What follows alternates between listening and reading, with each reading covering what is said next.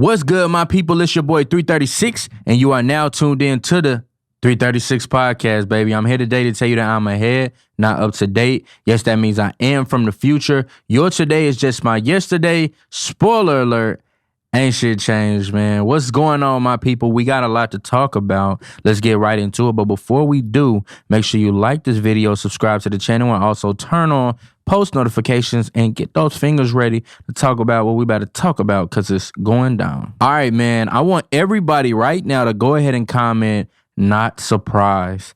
Yes, not surprised is just the first emotion that pops up into my head when we are now seeing that reports from the Uvalde shooting and the response to that, a nice way to say it, there were some opportunities there. That's how we used to say it. Yeah, a lot of opportunities there, man. It could have been prevented, just to be short. And, you know, some of the things that they found in doing their investigation of how this situation was handled is very sad. You know, first thing is like a simple thing. They closed the doors with the shooter approaching, but they did not lock the doors. So they closed the doors, and I understand it's a panic, but, you know, the doors were not locked. They closed them, but did not lock them. So, you know, it's really panicky, but some of the windows could have been shot through. So that's not like the biggest thing, but, you know, a locked door can do a lot to stifle an entry. So that would have been important to have. They say this right here, guys. The officer one of the officers drove past the shooter. Like, what? The shooter was at the door trying to get into the school, and the officer was going so fast that he didn't see the shooter. And had he been going slower, he would have seen the shooter and potentially been able to engage right there as the shooter was outside of the door. Now, mind you, it was already 40 minutes after the first call before police even arrived to the scene, which is just so weird. It's just so weird to me. I don't understand it, guys. But yeah, officers technically just passed the guy. Like, we called you to the school for a school shooting, and the first thing you do when you get to the school is drive past the shooter. Come on, people. Yeah, so officers could have shot the suspect at the door, but they did not take the shot. They say that these officers, once they got set up, they had a shot on this guy outside of the entry point into the store, or into the school, sorry. There were two entry points. There's a front entrance and a back entrance. These officers, they had a shot, and the officer waited to get clearance. Should I take the shot? Hey, there's a guy down here with some guns just shooting at people, and he's about to walk into this school. He's trying to get in this school. We need some help. And you get there and you see the guy with the gun at the door of the school, and you're asking, should you shoot? And you're the police officer. You're Uvalde, Texas. You're Texas' finest. I don't understand it, guys. I don't know. It doesn't seem like these guys need any motivation. They ask any questions to shoot when it's a black person getting pulled over for a fucking seatbelt violation. But when it's somebody trying to kill a bunch of kids in school, all of a sudden, they need all the clearance in the world. And it's said that, you know, in police training, if there's someone with a gun and they are trying, or they pose an imminent threat or danger to others or themselves, they do not have to get clearance for the shot. They can engage. But guess what, guys? This person's not only a police officer who just wanted to get clearance, but he also didn't believe that he could hit the shot. Oh my God. So we pay all these tax-paying dollars for these guys to sit in a gun range for 20 hours a week, and he doesn't all of a sudden feel confident in his shot. Why does he have a gun if he does not feel confident in his ability to hit a target? Someone please tell me. I will wait. That is just crazy to me. Officer did not engage the shot. He did not feel confident in his shot, even though he was outside. And everyone knows in the shooting drill, all the kids go into the classroom and get on the ground. So you don't have to worry about shooting a kid because they're all on the ground. But it's so ironic that just a month before this shooting, these officers were actually trained. They went over tactical training just a month before the shooting happened, which is so crazy to me. And then this happens and they do everything wrong tactically. As I stated before, there were 2 entrances to the school, a front and a back. Now, in these situations, it is said that the tactical team should all engage from one entry point. These officers, the finest of Uvalde, actually tried to enter through both exit points, the front and the back. So if you walk in the front door and I walk in the back door at the same time and start trying to shoot, what is going to happen? We going to kill each other. These officers actually just did not pay attention in the tactical training. They had no sense of awareness. They were frightened and they were scared. And when I say they were scared, I mean they were scared. Some people like to applaud them for going into the school quickly and with an intense tempo, even though it took them so long to get there. But once that shooter starts shooting back, this little boy starts shooting back at y'all grown officers who are trained and been doing this for years. And this is the tactical team that we have deployed. This is what you do. High level, high volatile situations. And this boy starts shooting back at y'all. And it takes over an hour for these officers to re-engage the shooter. What in the world? Y'all ain't never been in a gunfight before? I mean, we'd be confident getting just about 5 or 6 people from the hood at this point. Y'all don't know about a gunfight, and that scares you guys, and you took a whole hour with this shooter in there with guns inside a classroom with a bunch of kids and students. You know, these guys acted like these kids had guns and they could protect themselves. They didn't. You guys had weapons. You had guns. When you take the oath, when you sign up for the job, you commit to saving others' lives and prioritizing the hostages' lives above your own. Officers may fall. That is what you sign up for. In this situation, when you go in, you know, this could be my last mission. But you do that at the expense and for the safety of the hostages in this situation. That's training. That's the oath. And that's how it should be. But it was not that for these kids and for those teachers that lost their lives due to these guys tactically doing everything incorrect and being afraid once the shooter engaged them, even though they pulled up knowing it was a shooter at the school. This is all crazy. This is all crazy. Officers were scared and it sucks, man. But yeah, I want you guys to comment not surprised, because I'm not surprised. All right. So I don't know if you guys heard it. It's going down in the South Asian country of Sri Lanka. You know, Sri Lankans, I don't know. Maybe we could take something from these guys. These guys said inflation is too high. They corrupt. They ain't got nothing in the grocery store. Ain't no product. We can't even get no cooking oil. And they went up in there and they raised hell. I'm talking about the Sri Lankans have literally raised hell to the point where the prime minister and the president will be resigning. A lot of protests have been sparked. The people have not liked what the government has been doing. They don't like the lack of supplies.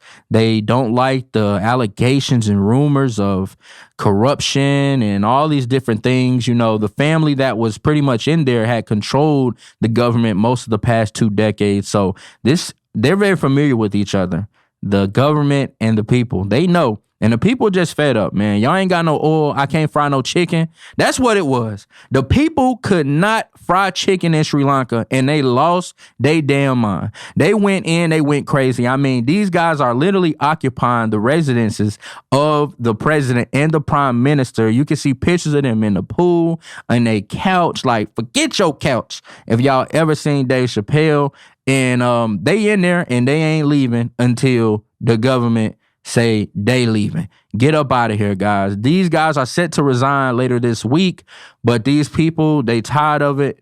They done. They ain't having it no more.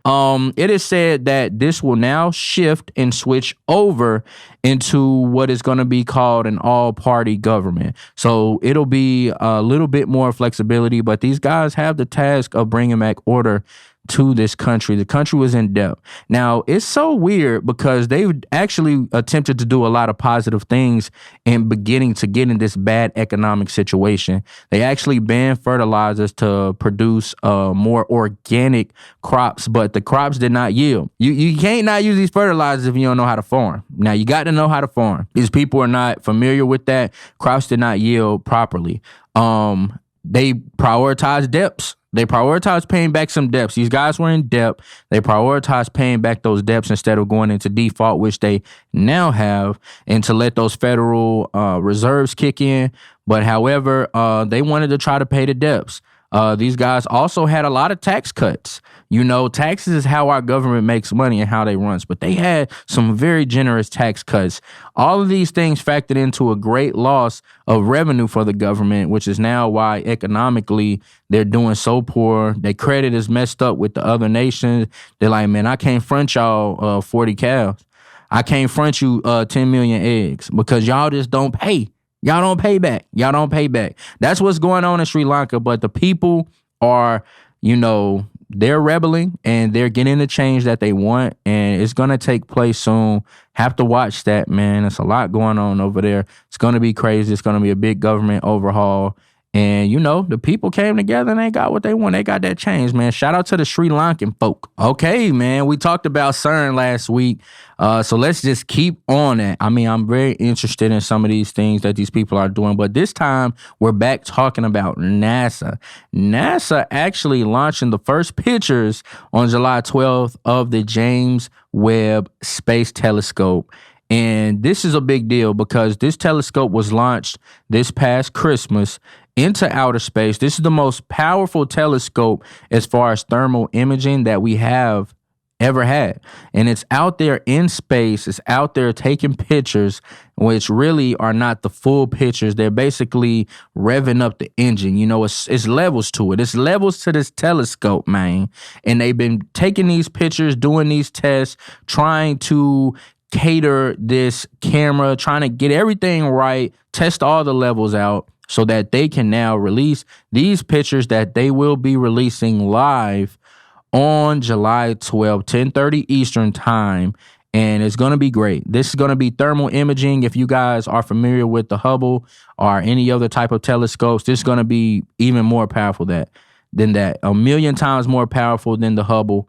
It's going to be great. These images, if you can see what the thermal imaging looks like versus regular imaging, because thermal imaging is important because the naked eye cannot see these things. So we're going to be seeing things in space that you cannot see with just these pictures of space or the naked eye. This is great because it's going to allow us to see up to 2,000 light years away.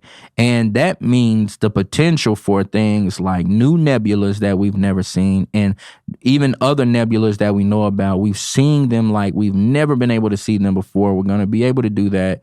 Also, maybe black holes, celestial forms of life on other planets, exoplanets, and all these different things. We'll be able to see that, different galaxies with this new high-powered thermal imaging telescope, the JWST, James Webb Space Telescope. It's going to be so crazy. I can't wait to see it. You guys over there, CT, PT time, Pacific, y'all gonna have to, wake up at 7:30 a.m., but it's gonna be well worth it. You can see this on NASA TV.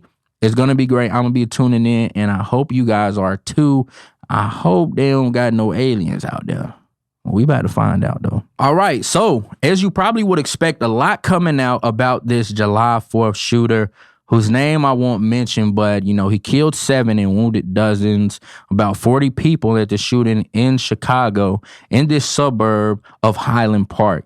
And what they're saying is now that there have been white supremacy signs often seen as they continue to look into this shooter's background. Let me tell you, I don't know if you guys seen, he stays with his uncle apparently. And just the reaction that you get from some of these family members is kind of wild.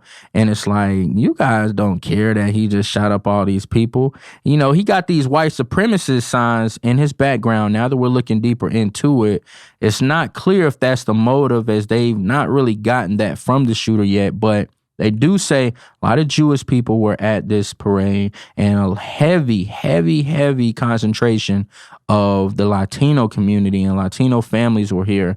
Latino community just under attack, man. I don't get it. I don't understand what's going on. They under attack right now, just from Uvalde being predominantly Latino as well. But we got to pray for those people. We got to pray for the minority community We're under attack, man. We are under attack. But yeah, it is going crazy. As they look into this background, they're seeing so many warning signs with this shooter. It's 2022 right now. Just in 2019, this dude was in a crib talking about, I'ma kill everybody. Now, I don't know about y'all. I'm over here in the kitchen minding my business and somebody talking about they about to kill everybody. Me, I'm just over here making some cereal. And they about to kill everybody. This dude talking about killing everybody. Police was called to the scene and they confiscated knives and a sword. This dude got a sword. This is a ninja white supremacist like you ain't never seen before.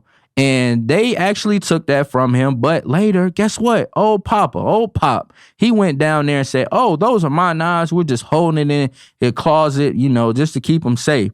And they eventually had to return those items back to them. The family did not want to report this guy. They didn't want to say anything about him being crazy, off the chain, mentally disturbed, needing some additional attention, thus not triggering the red flag laws that they have in place in Illinois, which is when a parent or a guardian can tell you that, hey, they got this gun, but they crazy. Much like the federal law that's implemented now. And, they can revoke their gun license and come take and remove those weapons from their homes. This is something that really feels like was a warning sign, but there's even more warning sign. Apparently, this guy is a rapper. And when this guy had one of these videos come out, it was him talking about a mass shooting. And he filmed it in what is set up to be a classroom. And he in the video talking about, I know what I have to do. This guy had red flag signs all over it. Red trigger law. If that ain't trigger, I don't know what trigger is. Apparently, they saying all of these things after all of this, there were no probable cause. Man, y'all, and this probable cause is BS. I've seen less probable cause to kill a black man. So stop acting like this crazy white boy wasn't showing y'all the signs that he was a crazy white boy and he was going to kill some people. And they got these gun laws put in, but is the gun laws attacking white supremacists, which the people that's apparently responsible for half of the mass shootings that has been nationally reported in the past 3 months? No. They're attacking cartels and racketeering agencies, but not white supremacists, man. Any alleged allegation or association to white supremacists, you should be included in the prohibition and prevention of these new gun laws that they just put out. But unfortunately, that's not the case, but they gonna keep killing people. These gun laws that y'all apply to them for implementing and approving the biggest gun bill in history Biden just signed in the last 2 decades. No. We're still getting attacked. We're still in an immense amount of danger. And lawmakers are now still even further under an immense amount of pressure to make change. And we'll see what happens, man. It's crazy. The family members could have came forward, but they did not. And it's seeming like, this is just a history of white supremacy in this family. And I wouldn't be surprised if they're all white supremacists and they're secretly applauding their son for what he did, their nephew for what he did, as he went out there and shot all those people and dressed up as a woman so that he could blend in. And, I don't like where it's going, but they're making it seem like they need all of these witnesses and we need an eyeball witness for the shooter to be charged, all this crap, even though y'all got all of this surveillance footage, these cameras out here, and y'all got the guns that are in his name, all this stuff, and now y'all need an eyeball witness. Come on, man. The shooter shot them people, and y'all know that boy need to get life without parole. There's no other way to put it, no other way to cook this steak but deep fried, man. I don't know what they trying to say, man, but this guy, he's a piece of work, man. Y'all pray for the people of Highland Park, Chicago. Matter of fact, just pray for everybody because we all need it. Going crazy in Sri Lanka, Ukraine getting bombed up, Russia putting that pressure on them, man. It's just going wild all over the world. Man, free everybody, man. Free the game. Free the guys. All right, guys. Well, yeah, that's all we have time for today. Hope you guys enjoyed the show. Some crazy stuff going on, man. Y'all let me know if y'all want something new or more of the same. It's your boy 336. What I want y'all to do is stay safe. But most of all, stay sucker free out there, man. Zip.